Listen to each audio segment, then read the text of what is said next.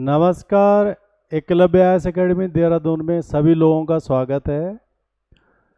Uttarakhand PCS 2025 के लिए संस्थान में जो टेस्ट सीरीज 12 मई से आरंभ हो गई हैं, उस टेस्ट सीरीज में किस प्रकार के करंट अफेयर के क्वेश्चंस जो उत्तराखंड से संबंधित हैं वो हमने डिज़ाइन किए हैं। उन टॉपिकों को किस तरह से समराइज़ किया गया है और जैसे पिछला जो पेपर हुआ था उत्तराखंड पीसीएस का, उसमें किस प्रकार से करंट अफेयर्स क्वेश्चंस रहे थे, उन चीज़ों को ध्यान में रख करके इस बार के करंट अफेयर भी तैयार किए संस्थान ने।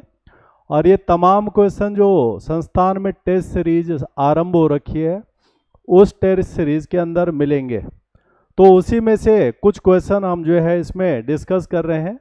तो ये test series Eklavya IAS academy में आरंभ हो रखी है। तमाम विद्यार्थी जो टेस्ट सीरीज ज्वाइन करना चाहते हैं वो कर सकते हैं। इस हिस्से में जो करंट अफेयर के क्वेश्चन होंगे, चूंकि पेपर जून में होना है, तो जो करंट अफेयर के क्वेश्चन होंगे वो पिछले 5-6 महीने से संबंधित होंगे और शायद मार्च या अप्रैल तक के क्वेश्चन उसके अंदर हमें मिल सकते हैं। और बाकी पीछे हम 6 महीने का इसमें कवर कर रहे हैं। तो इसमें एक हिस्सा है रोप वे परियोजना। ये बहुत महत्वपूर्ण परियोजना है जो उत्तराखंड के लिए जो है अप्रूव्ड हुई है, रोप वे परियोजना। और जैसे ये रोप वे परियोजना है तो निश्चित रूप से इसका जो लक्ष्य है, इसका जो उद्देश्य है वो ये है कि उत्तराखंड में पर्यटन को बढ़ावा देने के लिए, दुर्गम और जटिल स्थानों पर यात्रा को सुगम बनाने के लिए, कनेक्टिविटी को और अच्छा करने के लिए ये रोप वे परियोजनाएं अप्रूव्ड हुई हैं। और चूंकि ये काफ़ी कीमत इसके लिए जो है लगानी होती है, तो ये रोप वे परियोजना चूंकि ये पर्यावरण का विषय भी है और भारत के जो सीमांत जिले हैं उन जिलों पर ये विशेष रूप से है, तो ये केंद्र से अप्रूव्ड हुए हैं।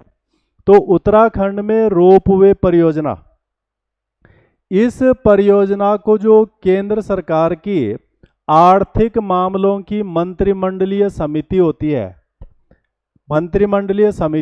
आर्थिक मामलों की, इकोनॉमिक अफेयर्स की, जिसके अध्यक्ष जो है प्रधानमंत्री होते हैं। तो प्रधानमंत्री की अध्यक्षता वाली आर्थिक मामलों की मंत्रिमंडलीय समिति ने रोप वे परियोजना को मंजूरी दी है और इनमें से 2 रोप वे परियोजनाएं उत्तराखंड के लिए जो है अप्रूव्ड हुई हैं। तो इन्हीं 2 रोप वे परियोजनाओं से जुड़ी हुए क्वेश्चंस हमारे आने वाले पीसीएस परीक्षा का हिस्सा हो सकते हैं। और चूंकि ये काफ़ी महत्वपूर्ण है, इससे उत्तराखंड में पर्यटन बढ़ेगा, रोजगार आएगा, 12 महीने रोजगार की संभावनाएं बन जाएंगी। तो इसलिए ये एक महत्वपूर्ण टॉपिक है जिसके अंदर से करीब करीब जो है 4-5 क्वेश्चन बन सकते हैं। तो हमें ये देखना है ये जो रोपवे परियोजना, इसमें से 2 उत्तराखंड के लिए जो है मंजूरी मिली है। 2 कहाँ से कहाँ तक है? एक तो जो है सोनप्रयाग से केदारनाथ के लिए है। और चूंकि जो केदारनाथ धाम है ये बहुत ज़्यादा महत्व का बढ़ता जा रहा है। उत्तराखंड में पर्यटन को बढ़ाने में इन धामों की महत्वपूर्ण भूमिका है और इसी को और ज़्यादा बेहतर बनाने के लिए ऑल वेदर रोड भी शुरू हो रखी है। साथ में जो है रोपवे परियोजना को भी मंजूरी मिल गई है। तो पहली रोपवे परियोजना है सोनप्रयाग से केदारनाथ मंदिर तक, एक तो ये रहनी है और इसके अंदर से क्वेश्चन आएंगे। दूसरा है गोविंद घाट से लेकर हेमकुंड साहिब गुरुद्वारा तक।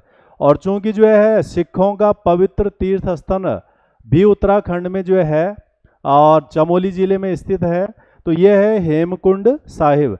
इन दोनों स्थानों पे आना जाना काफ़ी मुश्किल है। जैसे बद्रीनाथ धाम तक तो सीधे जो है गाड़ी पहुंचती है और चंद मीटर की दूरी पर आदमी मंदिर में जाकर के दर्शन कर सकता है, परंतु केदारनाथ धाम और हेमकुंड साहिब ये दोनों तीर्थ स्थल ऐसे हैं जहां पर पहुंचने के लिए यात्रियों को घोड़े, पगडंडी और कंडी और कई साधनों का इस्तेमाल करके पहुंचना होता है। तो इसका मतलब ये हुआ कि खासकर जो बुजुर्ग लोग हैं, उम्र दराज लोग हैं, किसी समस्या से ग्रसित हैं, उनके लिए काफ़ी मुश्किल होता है इन धामों तक पहुंचना।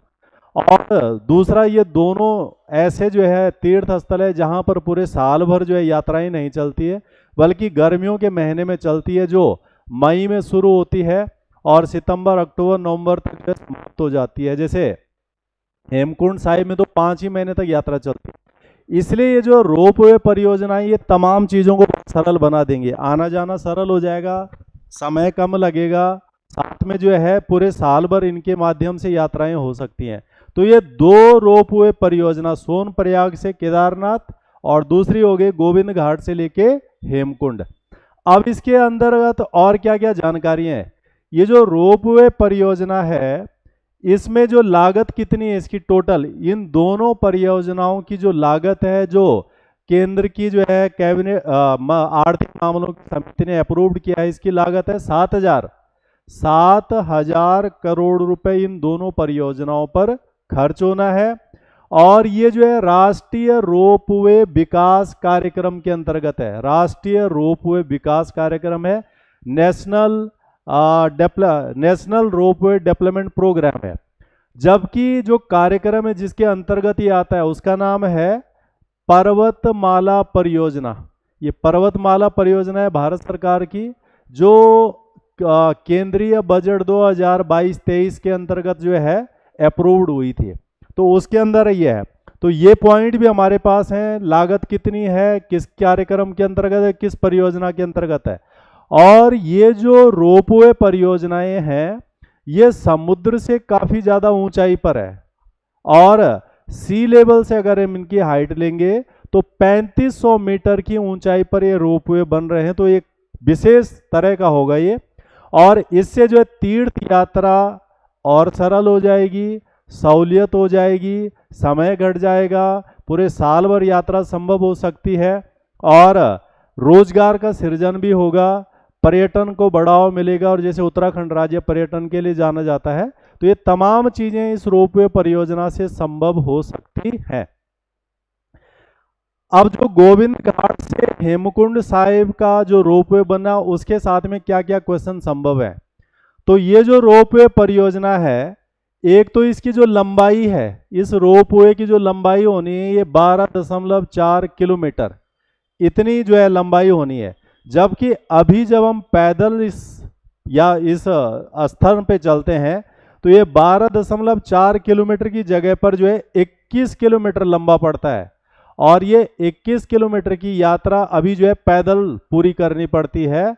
तो रोपवे बनने के कारण ये 21 किलोमीटर का डिस्टेंस 12.4 में कन्वर्ट हो जाएगा, और समय बहुत घट जाएगा इसमें। इसके लिए जो समय लगेगा वो तब काफ़ी कम होगा, क्योंकि रोपवे है तो वो तो कुछ ही मिनटों में दूरी कवर कर लेगा। इसकी जो लागत होगी वैसी टोटल लागत तो 7,000 करोड़ हुआ, परंतु हेमकुंड साहिब वाले रोपवे की जो पर्टिकुलर लागत है 2,730.13 करोड़ रुपए। तो ये भी क्वेश्चन हो सकता है, ये भी क्वेश्चन हो सकता है। इसका विकास कैसे होना है? इन योजनाओं में पहले इसके विकास मॉडल को निर्धारित किया गया है, और इनको पीपीपी यानी पब्लिक प्राइवेट पार्टनरशिप, यानी निजी कंपनियों के साथ मिलकर के इसके डेवलपमेंट को करना है। तो उससे जो है आसानी रहेगी, सहूलियत रहेगी। और वर्तमान में इसकी जो लंबाई है 21 किलोमीटर है, घट करके वो इतना हो जाएगा। और अभी अगर हम इस यात्रा को देखें, चूंकि ये पूरा का पूरा बर्फ से ढका हुआ हिस्सा रहता है ज़्यादातर शीतकालीन में, तो इसलिए अभी तक जो हेमकुंड साहिब की यात्रा होती है वो मई में आरंभ होती है और लगभग सितंबर तक चलती है, उसके बाद फिर वो बंद हो जाता है। तो अभी तो सिर्फ 5 महीने चल रही है। अगर रोपवे परियोजना पूरी इसमें हो जाती है तो जो यात्रा का जो टाइम है वो और ज़्यादा मिलेगा, और इसके साथ में जो इसके इर्द गिर्द के क्षेत्र हैं उन क्षेत्रों में भी यात्री या जो पर्यटक हैं वो बड़ी आसानी से जा सकते हैं। उसमें से मुख्य है इसमें फूलों की घाटी, वैली ऑफ फ्लावर, क्योंकि ये valley of flower Hemkund Sahib एक ही रूट में आते हैं, और वहाँ रोपवे बनने के कारण लोग ये जो यूनेस्को की जो है ये विश्व विरासत सूची में भी है, वर्ल्ड हेरिटेज साइट में भी आता है द वैली ऑफ फ्लावर। तो यहाँ पर भी लोग आराम से जा सकेंगे और बाकी ये जो यात्रा धार्मिक यात्रा होनी है वो भी जो है सुगम। तो ये तमाम पॉइंटों पे यहाँ से क्वेश्चन बन सकते हैं उत्तराखंड के करंट अफेयर वाले हिस्से में। दूसरा जो हिस्सा है ये है सोनप्रयाग से केदारनाथ।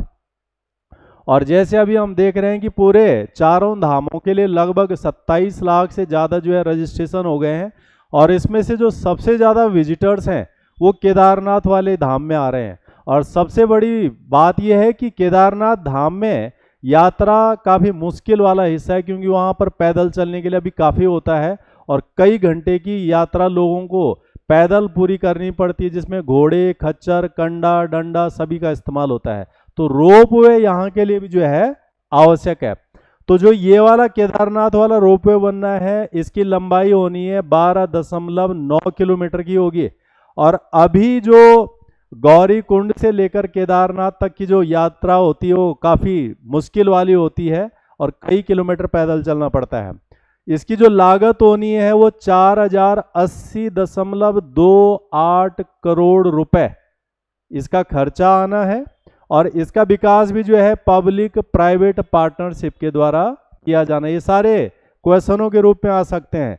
वर्तमान में ये दूरी कवर करने में जो है 8 से 9 घंटे का समय लगता है यात्रियों को, यही सेम डिस्टेंस।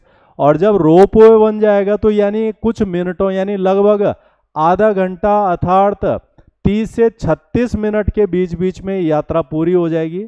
तो हम इससे अनुमान लगा सकते हैं कि कितना लाभ होगा। दूसरी बड़ी बात, जब ये रोप वे बन जाएंगे तो एक तो जो है इनके बनने के समय वहाँ के स्थानीय लोगों को काफ़ी सारा रोजगार मिलेगा। दूसरा, रोप वे बनने से जो है यात्रा पूरे साल भर चल सकती है, क्योंकि ऑल वेदर रोड भी आ गई हैं और रोप वे भी बन जाएंगे तो पूरे साल भर जो है यात्राएं रहेंगी। उससे जो है रोजगार बढ़ेगा, लोगों की आमदनी बढ़ेगी, राज्य का राजस्व बढ़ेगा और इस प्रकार से उत्तराखंड में पर्यटन की गतिविधियां और ज़्यादा बढ़ेंगी, जो उत्तराखंड के राजस्व का प्रमुख स्रोतों में से एक है। तो ये 2 रोपवे परियोजनाएं। अब अगर हम इसमें जो है देखें, जो और पॉइंट जो ध्यान रखने वाले हैं कि ये पर्वतमाला परियोजना क्या है जिसके अंतर्गत ये रोपवे है। तो 2022-23 के सेंट्रल बजट में ये परियोजना सबसे पहले आई थी और ये कहा गया था कि जो हमारे तीर्थ स्थल हैं या जो खास स्थल हैं जहाँ पर पहुँचना जाना कनेक्टिविटी की समस्या है, वहाँ पर वैकल्पिक परिवहन नेटवर्किंग कैसे लाएं, हम ऑप्शनल तरीके कैसे लाएं रोड के अलावा बाकी। तो उसमें रोप वे एक साधन था। उसी रोप वे को हासिल करने के लिए पर्वतमाला परियोजना लाई। इस बजट में इसके लिए प्रावधान था कि इसे पीपीपी मोड में बनाया जाएगा और पर्यटन को इसके द्वारा बढ़ावा दिया जाएगा। विश्व में बहुत सारे देश ऐसे हैं जो पर्यटन के माध्यम से बहुत पैसा कमाते हैं। हिमाचल प्रदेश उत्तराखंड का पड़ोसी राज्य है, उसके पड़ोस में जो है जम्मू कश्मीर है, जो पर्यटन के माध्यम से बहुत पैसा कमाते हैं, रोजगार हासिल करते हैं। जम्मू कश्मीर का तो पूरा का पूरा आर्थिकी उस पर निर्भर है। लगभग उत्तराखंड का भी बहुत ज़्यादा आर्थिकी पर्यटन पर है। तो ये जो है पर्वतमाला परियोजना है। और बाकी ये आर्थिक मामलों की जो कैबिनेट समिति होती है, अगर इस पर उसने क्वेश्चन पूछ लिया कि क्या है, तो ये क्या है, ये जो है प्रधानमंत्री की अध्यक्षता में एक महत्वपूर्ण समिति होती है और ये क्या करती है, सार्वजनिक क्षेत्र के लिए जो निवेश होता है, पब्लिक सेक्टर के लिए सरकार को जो करना होता है, उसमें जो इन्वेस्टमेंट होता है, उस इन्वेस्टमेंट को निर्धारित करने वाली ये महत्वपूर्ण समिति होती है।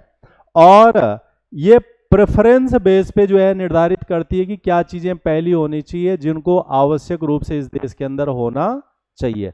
तो ये आर्थिक मामलों की समिति, ये पर्वतमाला परियोजना, 2 रोपवे परियोजनाएं, ये अब यहाँ से जो क्वेश्चंस बनेंगे वो क्या कैसे क्वेश्चन आएंगे। The estimated cost of the ropeway project in Uttarakhand is, ऐसा क्वेश्चन आ सकता है। तो ये जो है 7000 करोड़, ये वाला क्वेश्चन हो जाएगा। उत्तराखंड की रोपवे परियोजनाओं की अनुमानित लागत। जो हमारी टेस्ट सीरीज है उसमें दोनों लैंग्वेज में हम टेस्ट सीरीज बना रहे हैं और इसमें दोनों में जो इंग्लिश मीडियम के बच्चे हो इंग्लिश मीडियम में कर सकते हैं, हिंदी मीडियम वाले हिंदी मीडियम में कर सकते हैं। दूसरा क्वेश्चन इसी में क्या आ सकता है, the ropeway project of Uttarakhand comes under which project, किसके अंतर्गत आता है ये, तो इसमें फिर ये पर्टिकुलर हो जाएगा पर्वतमाला प्रोजेक्ट, पर्वतमाला परियोजना, ये दूसरा क्वेश्चन यहाँ से बन सकता है।